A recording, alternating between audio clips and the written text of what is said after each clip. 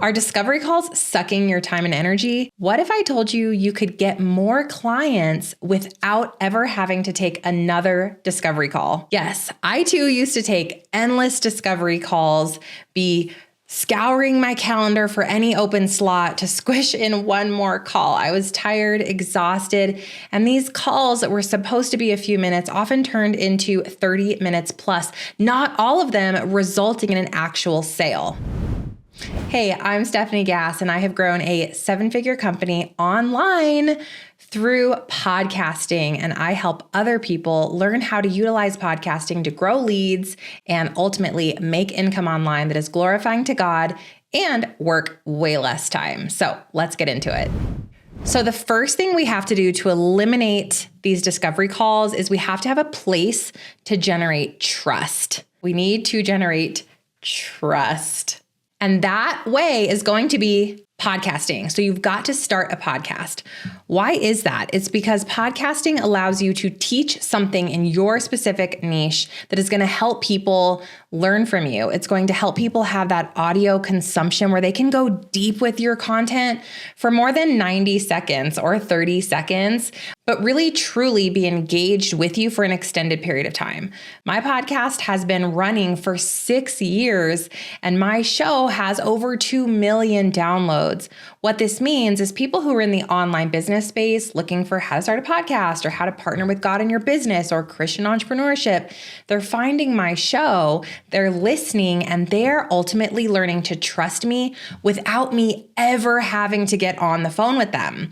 They have over 850 episodes to connect with me. And this, if you're consistently posting content that is audible and long form, is going to also edify you as an expert in your niche, and it's going to help you get found. So what should you podcast about? It's really simple. I want you to think about why your person would book a discovery call in the first place. What is their problem? What is their pain point? Where are they making excuses? This is the content that you're going to create on your show. And I teach my students how to podcast in literally less than 2 hours a week and really come up with that targeted keyword-rich podcast title that's going to get clicked and found. And when you podcast consistently, not only do your people find you by searching in keywords, but they also come back over and over again because they're subscribed to your show and they like, know, and trust you. By the time they reach out to you, they already feel like they know you. People tell me all the time, Steph, I feel like you know me. I feel like we're best friends already. And spoiler, I've literally never talked to that person. So no more discovery calls needed for people to see if they trust you. So that first thing, which is podcasting, really eliminates the need for people to vet you or to see if you're their person. That's going to edify you. It's going to really clear the air. But the next step is we have to actually collect the lead and stay front of mind, which is the next thing that we're going to set up. So in order to eliminate discovery calls, we have got to be front of mind. What does this mean? It means when somebody finally decides, I am ready to fix this problem. I'm ready to declutter my kitchen. I am ready to restore my marriage. I am ready to make more money in my business. Whatever the main pain point and desire is of your person, we want to be front of mind. We want them to be like, oh yeah, Steph does that. How do we do that? Well, not only is our podcast consistently popping up in their subscribe feed every single week, but we also want to send them a weekly email. So the second thing that's going to eliminate you having to get on the phone with people is having, I call them love notes. We send our weekly email every Friday, and this delivers big value, but it's packaged in this authentic wrapping paper. So let me explain. Basically, I set up my emails in a way where I start with a story, something that happened this week, something vulnerable I've gone through, a problem that I've experienced, and I story tell in that first part of the email. Then we're going to link any relevant long form from this week, like a podcast episode that I recently recorded, or potentially a YouTube video, for example. The next thing is we have a photo, because that's a connector. And then the last piece is really that, what do I want my audience to do, or CTA, which is call to action. So how does this replace a discovery call? I want you to imagine a bridge. On this side of the bridge, your person is just staring at the water, wondering how they're going to cross it and get to the other side. That's their desire island, right? What is the thing that they want? And your email is this bridge. Now, we don't know how far people are along in their journey when they find you. They may be just stepping onto the bridge, or they may be all the way over. So why this email is super important is it meets people where they're at on the bridge. It meets new people where they are by allowing them to trust you through that vulnerable storytelling at the beginning. It meets people in the middle of the bridge by giving them that long form content where they get to know, like, and trust you even more deeply.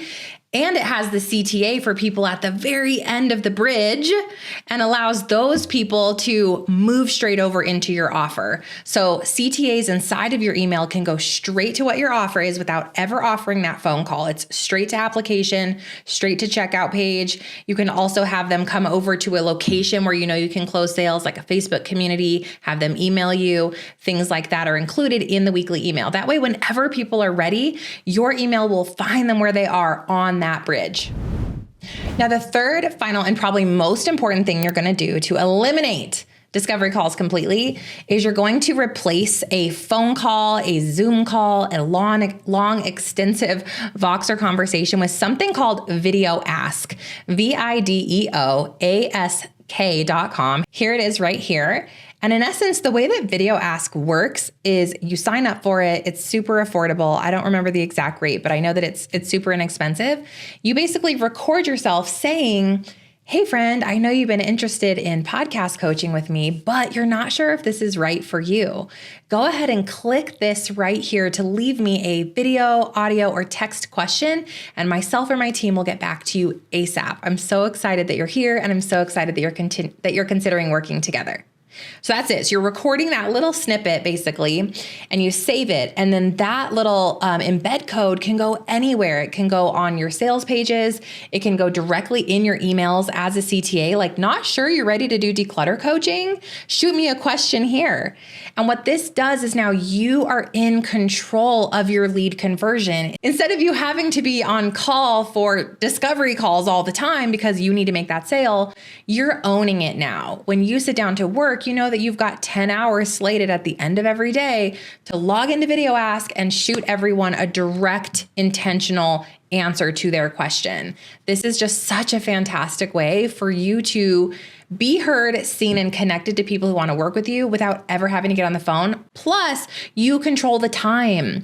This is going to save you that 5-minute discovery call turning into 30 or 60 minutes, and it's going to allow you to control that short span of time that you reply to somebody, because time is money. All right, so that is exactly what I did to completely eliminate sales calls. And guys, I went from $80 an hour client coaching calls to $800 an hour client calls within the span of 24 months. I've since phased out of one-on-one coaching completely, and now I market my group coaching program exclusively using this method here. One, I set up a podcast, I optimized it, I learned the strategy around making a podcast work for me.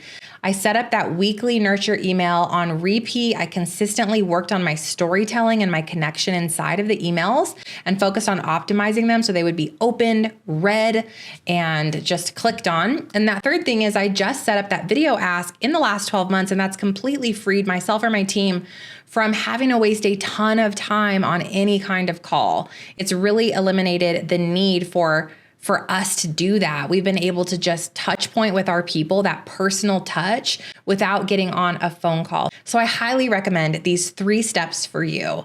And if you want a deeper dive into how to grow a profitable podcast online, I would love to walk you through my 5-day bootcamp, where I teach you everything that I have done to create a 7-figure company from a podcast.